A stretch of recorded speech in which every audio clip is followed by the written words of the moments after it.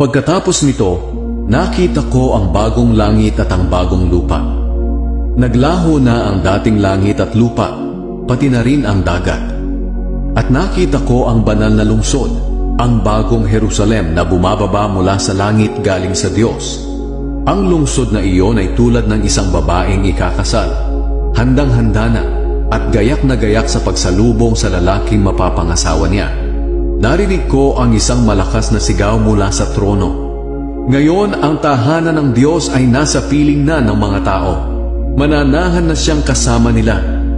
Sila'y magiging mga mamamayan niya, at siya'y makakapiling na nila at magiging Diyos nila. Papahirin niya ang mga luha sa kanilang mga mata. Wala ng kamatayan, kalungkutan, iyakan o sakit, sapagkat lumipas na ang dating kalagayan. At sinabi ng nakaupo sa trono,